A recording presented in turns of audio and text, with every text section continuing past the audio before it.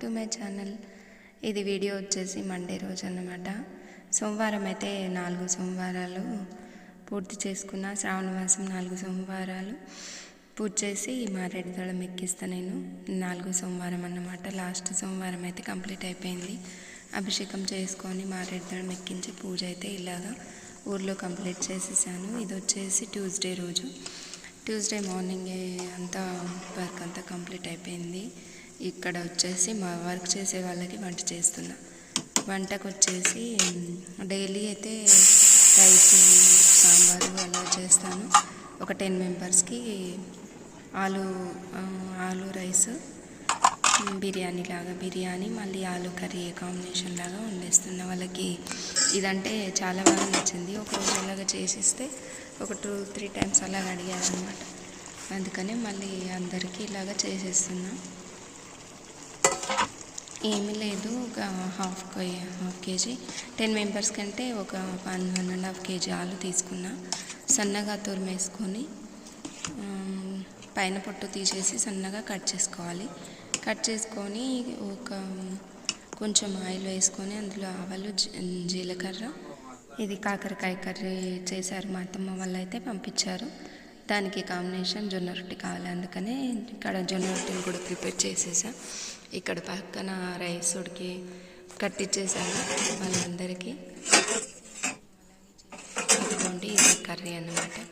Rice curry అంతా కట్టించేసి జొన్న రొట్టెలు కూడా కంప్లీట్ చేసేసాను. ఈరోజు ట్యూస్డే కదా, మా వారు ఉపవాసము, ఒక టైం తింటారన్నమాట.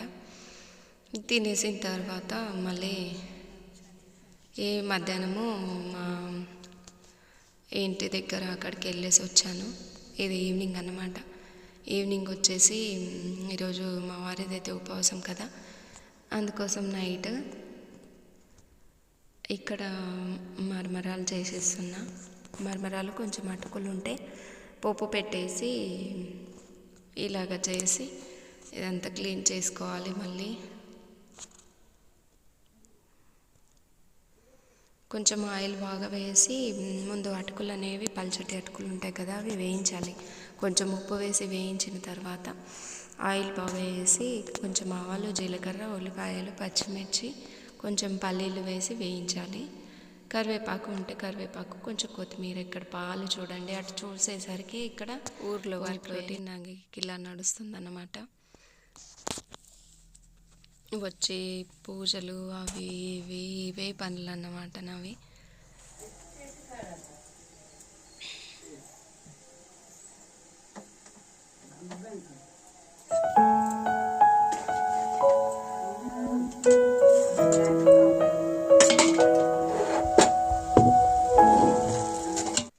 ఇవి వేగిన తర్వాత బాగా కొంచెం ఎల్లిపాయల పేస్ట్ కూడా వేసి మురమరాలు మళ్ళీ అటుకులు 2 కలిపేసి ఇలా బాగా కలుపుకోవడమే, అంతే అండి. స్నాక్స్కి ఎప్పుడైనా టిఫిన్కి అలాగా ఉపయోగపడతాయి చేసి పెట్టేస్తే. అప్పుడప్పుడు ఇలాగ చేసి పెట్టేస్తాను. మా పిల్లలకు కూడా చాలా ఇష్టం ఇవంటే. ఇలాగన్నమాట. దీని తర్వాత మళ్ళీ క్లీనింగ్ అదంతా ఉంది.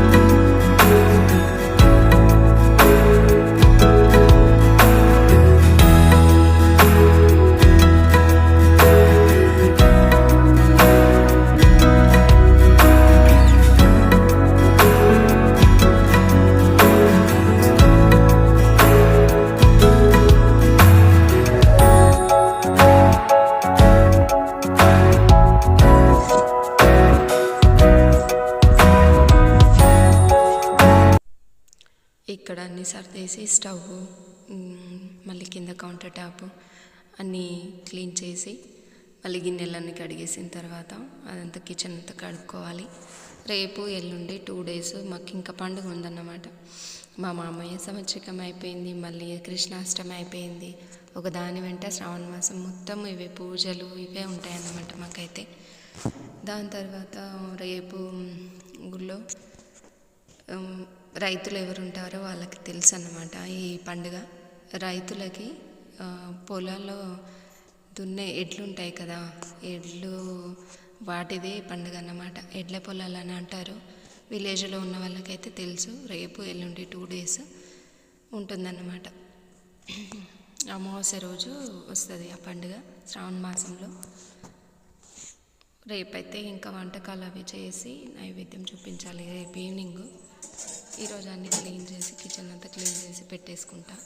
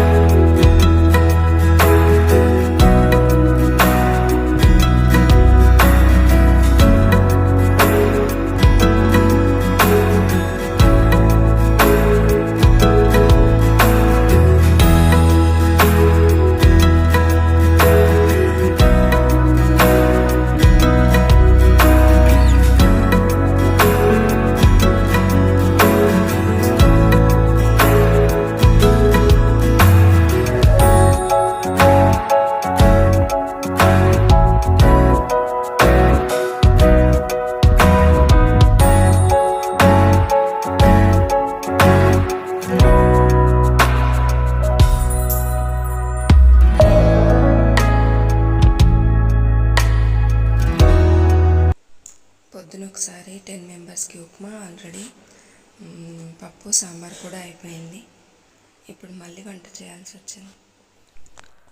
2 పంపించేసిన తర్వాత ఇక్కడ మళ్ళీ వచ్చేసి పొలంలో ఈరోజు మందులు కొడుతున్నారు. అందుకని మళ్ళీ ముగ్గురికి అన్నం, కర్రీ, చపాతీ పంపించమని చెప్పారు. పోనీలే, వర్క్ అంటే ఇలాగే ఉంటుంది. అందుకనే మళ్ళీ చేసి వాళ్ళకు కూడా ముగ్గురికి కట్టించేసి పంపించేశాను. 3 members చపాతీ, కర్రీ, రైస్ 3 కట్టించేసి పంపించేసాను అన్నమాట. ఇక్కడైతే రైస్ అయితే పెట్టేసా. ఆలు టమాటా కర్రీ కూడా వేసాను.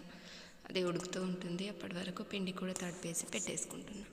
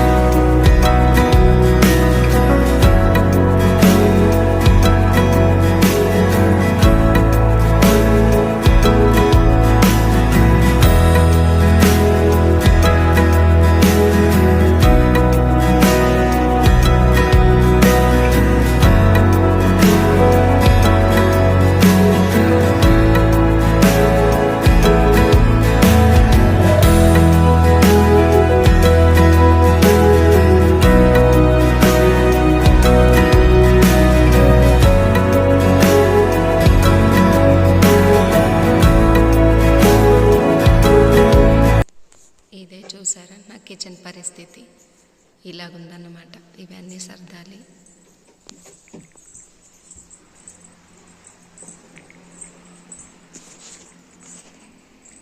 ఎండ చూడండి బాగుంది. ఈరోజు వెదర్ అయితే ఇలా ఉందన్నమాట.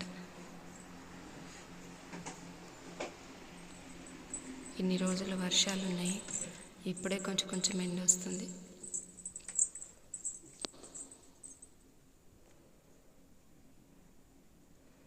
ఇదే అన్నమాట నా పూజ.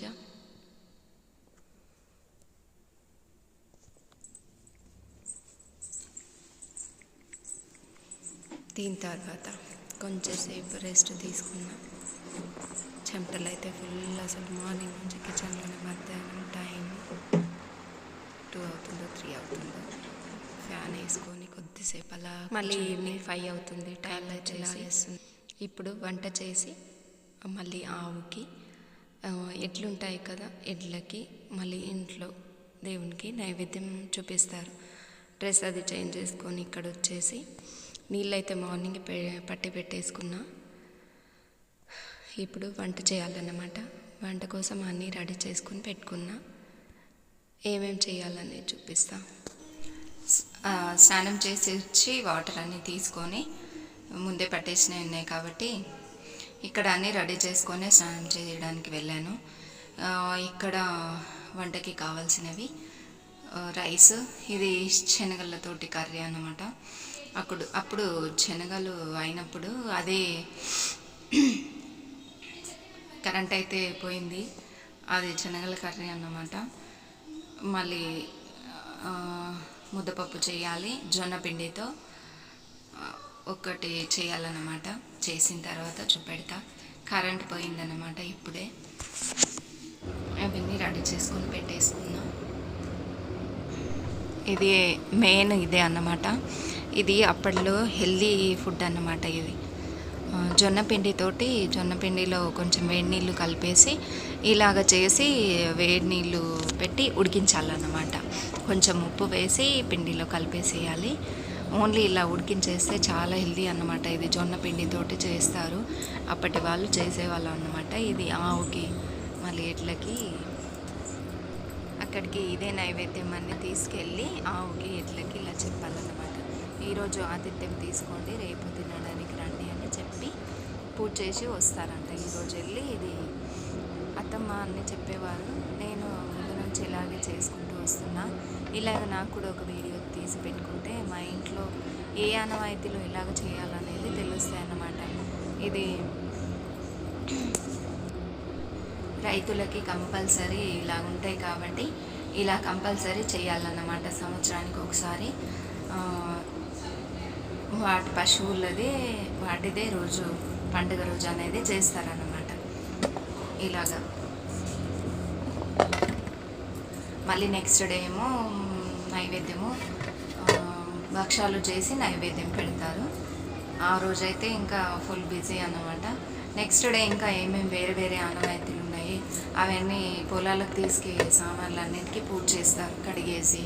మళ్ళీ ఇంకా చాలా ఉన్నాయి, నేను షూట్ చేసి పెట్టాను, అదొక వీడియో పెడతానన్నమాట.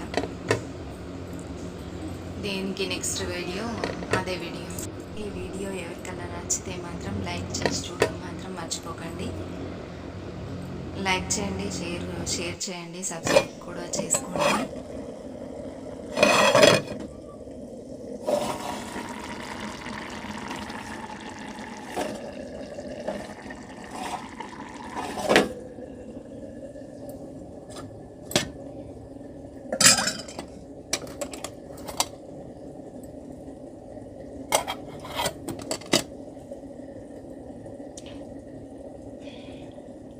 ముద్దపప్పు ఇదైతే రైస్ ఉడికిపోయింది, ముద్దపప్పు ఉడికిపోయింది. కుక్కర్లో వేసా, ఉడికిపోయింది. తొందరగా తీసేసి ఇందులోనే ఎసరు పెట్టేసి ఇవి వేయాలన్నమాట. ఎసరు వచ్చిన తర్వాత ఇవి వేయాలి. ఇదిగోండి కర్రీ కూడా రెడీ అయిపోయింది. రైస్, కర్రీ, ముద్దపప్పు, ఇది ఇన్ని అన్నమాట. ఈ ఐటమ్స్ ఎక్కియాలి దేవునికి. పొద్దున్న నుంచి కిచెన్లోనే ఉన్నా, అసలు